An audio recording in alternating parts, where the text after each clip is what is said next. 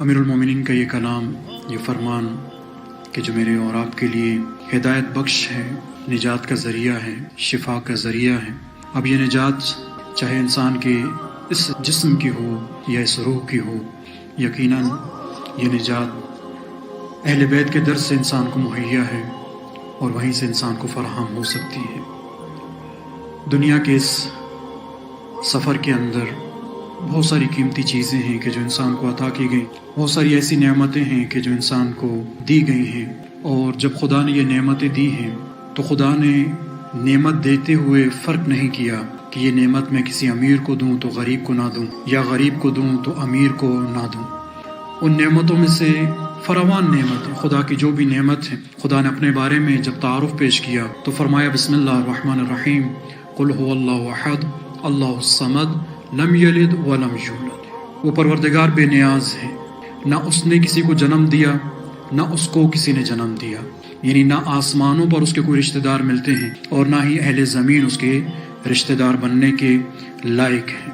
بس یہ وہ خدا ہے کہ جو رشتہ داریوں کو دیکھ کر فیصلے نہیں کرتا، یہ وہ خدا ہے جو دوستیوں کو دیکھ کر فیصلے نہیں کرتا، یہ وہ خدا ہے کہ جو رابطوں کو، تعلقات کو دیکھ کر کسی کو دیتا یا کسی سے چھینتا نہیں ہے۔ خدا کی نعمتیں سب کے لیے ہوا کرتی، لیکن کچھ نعمتیں ایسی ہیں کہ جن کو انسان جب شمار کرتا ہے تو اس کو محسوس ہوتی ہیں کہ یہ نعمت جو تھی وہ خدا نے سب کے لیے قرار دی، وہ چاہے امیر ہو چاہے غریب۔ آپ کے سامنے سورج طلوع کر رہا ہے، آپ کے سامنے چاند طلوع کر رہا ہے، آپ کے سامنے یہ ہوا گردش میں رہتی ہے، آپ کے سامنے یہ ساری کی ساری نعمتیں جو خدا نے اس فضا میں رکھی ہوئی ہیں۔ خدا نے سورج کو نکالتے ہوئے اس کو مخصوص نہیں کیا کہ یہ سورج نکال رہا ہوں صرف امیروں کے لیے، خدا نے چاند کو نکالتے ہوئے مخصوص نہیں کیا کہ اس چاند کو نکال رہا ہوں صرف امیروں کے لیے یا غریبوں کے لیے۔ خدا نے یہ نعمت سب کو عطا کی ہے۔ انہی نعمتوں میں سے عزیزان گرامی ایک اہم ترین نعمت کہ جس کو اللہ نے وقت کے عنوان سے شمار کیا ہے۔ انسان کی زندگی در حقیقت ایک ٹائم لائن ہے، انسان کی زندگی در حقیقت ایک وقت ہے۔ وہ وقت چاہے 40 سال کا ہو، وہ وقت چاہے 30 سال کا ہو، وہ وقت چاہے 60 سال کا ہو یا 100 سال کا ہو، یہ وقت ہے کہ جو خدا نے انسان کے لیے رکھا ہے، اور یہ وقت سب کے لیے مشترک رکھا ہے، یعنی وقت کے عنوان سے سب کو ایکولی یہ نعمت دی گئی ہے۔ ہاں، اس وقت کو اضافے اور کمی کے ساتھ سب کو دیا گیا ہے، لیکن وقت کے عنوان سے یہ نعمت اگر کاؤنٹ کی جائے تو یہ سب کو ایکولی دی گئی ہے۔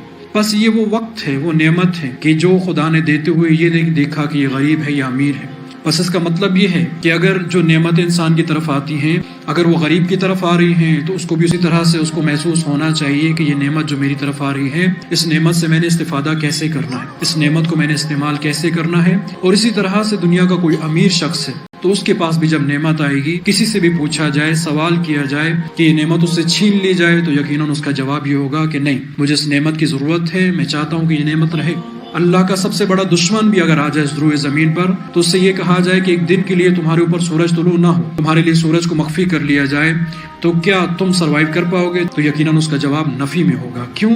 کیونکہ اس سورج کی روشنی کے ساتھ انسان کی زندگی کو منسلک کیا گیا ہے، لہٰذا ممکن نہیں ہے کوئی انسان بھی اس نعمت کے چھن جانے کو قبول کرے یا اس کا اقرار کرے۔ بس عزیزان گرامی، ان فرصتوں کی انسان کو قدر جاننی چاہیے، اور خدا نے آپ دیکھتے ہیں کہ کوئی نعمت چھن جاتی ہے یا انسان کو کام کرنا چاہتا ہے، اس کام تک نہیں پہنچ پاتا تو انسان حسرت کا اظہار کرتا ہے۔ حسرت سے کیا مراد ہے؟ اگر دن کو کوئی کام تھا جو اس کو کرنے کا تھا اور اس کو آج ہی کرنا تھا، لیکن اپنی دیگر مصروفیات کی وجہ سے یا اپنی سستی کی وجہ سے اس نے وہ کام انجام نہیں دیا، تو جب دن گزر جاتا ہے تو وہ پھر حسرت کر رہا ہوتا ہے کہ کاش میں اس وقت اس کام کو انجام دے دیتا، میرا ٹائم بچ جاتا۔ لہٰذا یہ جو حسرت انسان کر رہا ہے، عزیزان گرامی، یہ حسرت کبھی دنیا میں کی جاتی ہے تو کبھی آخرت میں کی جاتی ہے۔ خدا نے دنیا والوں کا بھی ذکر کیا اور آخرت والوں کا بھی ذکر کیا ہے، وہ لوگ کہ جو کل قیامت کے دن حسرت کا اظہار کریں گے۔ خدا نے فرمایا ان تقول نفس یا حسرت علی ما فرطت فی جنب اللہ۔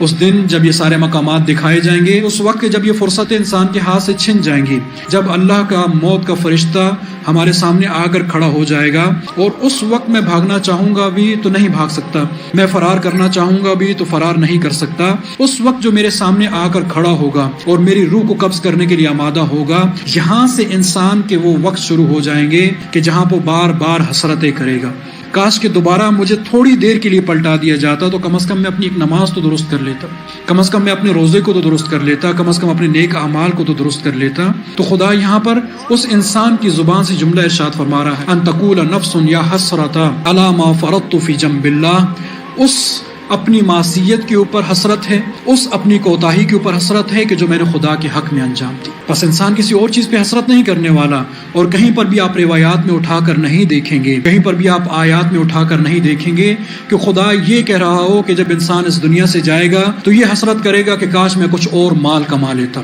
کہیں پر بھی آپ کو یہ نہیں ملے گا، کاش کہ میں نے آج 10 روپے کمائے تھے، کاش کہ میں 1 لاکھ کا مالک بن جاتا۔ کوئی انسان اس کی حسرت نہیں کرے گا۔ اگر حسرت ہوگی تو اس بات پر ہوگی کاش مجھے فرصت جو ملی تھی اس میں خدا کے حق میں کوئی کوتاہی نہ کرتا، میں خدا کی معصیتوں سے خود کو بچا لیتا، میں خدا کے حضور گناہ نہ کرتا۔ یہ حسرت ہے کہ جو انسان کرنے والا ہے، اور یہ حسرت ہے کہ جس کا اس کو سامنا کرنا ہے۔ پس عزیزان گرامی، اس حسرت سے بچنے کے لیے، ان موقعوں سے استفادہ کرنے کے لیے ضروری ہے کہ انسان اپنی زندگی کے لمحے لمحے کو قیمتی سمجھے۔ یہ وہ لمحات ہیں کہ جو میرے اور آپ کے پاس آتے ہیں اور پلک جھپکتے ہی ہم سے دور ہو جاتے ہیں، ہم سے جدا ہو جاتے ہیں۔ قبل اس کے کہ ہم سے دور ہو جائیں، ہمیں اس کی طرف توجہ رکھنی ہوگی۔ امام سے ایک روایت ہے، فرماتے ہیں کہ یہ یوم الحسرہ کے دن جو حسرت کی باتیں کی جا رہی ہیں، یہ کس شخص کے بارے میں باتیں کی جا رہی ہیں؟ مولا فرماتے ہیں کہ یہ اس شخص کی بات ہو رہی ہے کہ جو مال کماتا تھا لیکن خدا کے رستے میں اس کو خرچ نہیں کرتا تھا بخل کی وجہ سے۔ باقی ساری چیزیں اہمیت طلب نظر آ رہی ہوتی ہیں، لیکن خدا کے اوامر، خدا کے احکامات اس کو کم اہمیت نظر آ رہے ہوتے ہیں۔ لہٰذا یہاں پر مولا ایک مثال کی طرف اشارہ فرماتے ہیں، اور پھر نتیجہ کیا ہوتا ہے، اور اس کے بعد پھر مر جاتا ہے۔ مال تو اس دنیا میں رہ گیا، خود مال کو چھوڑ کر کسی دوسری دنیا کی طرف منتقل ہو گیا۔ اس کے بعد یہ مال اس کے علاوہ کسی اور تک پہنچ جاتا ہے، وہ چاہے اس کا بیٹا ہو، اس کا بھائی ہو، یا کوئی اور کہ جس کو وراثت میں یہ مال مل جاتا ہے۔ اب یہ شخص اس مال کو 2 طرح سے استعمال کرتا ہے، یا تو اس مال کو اطاعت پروردگار میں استعمال کرتا ہے وہ دوسرا شخص، یا اس کو معصیت پروردگار میں استعمال کرتا ہے۔ زحمت کس نے اٹھائی تھی؟ اس مر جانے والے نے۔ کوشش کس نے کی تھی؟ یہ جو دنیا سے گزر گیا ہے۔ لیکن اس نے اس مال کو خود اپنے ہاتھ سے پروردگار کی بارگاہ میں خرچ نہیں کیا۔ اور پھر فرماتے ہیں معصوم فَإِنْ عُمِلَ بِهِ اطاعت اللہ، وہ دوسرا شخص کہ جس تک یہ مال پہنچا ہے، اس نے اگر اس کو اطاعت پروردگار میں خرچ کیا، رآہ فی میزان غیرہ، تو یہ شخص دیکھے گا کہ یہ جو مال میں نے کمایا تھا یہ کسی اور کے ترازو میں ہے، یہ کسی اور کے اعمال کو وزنی کر رہا ہے۔ پوری زندگی محنتیں میں نے کی، لیکن اب اس مال اور اس کے اجر کو میں کسی اور کے میزان اور ترازو میں دیکھ رہا ہوں۔ یہ حسرت کس قدر سنگین ہوگی انسان کے لیے کہ میں اور آپ پوری زندگی محنتیں کرتے رہیں اور اس زندگی کا جو محاصل ہے وہ کسی اور کو فائدہ پہنچا رہا ہو۔ یہ سب سے بڑی حسرت ہوا کرتی ہے انسان کے لیے۔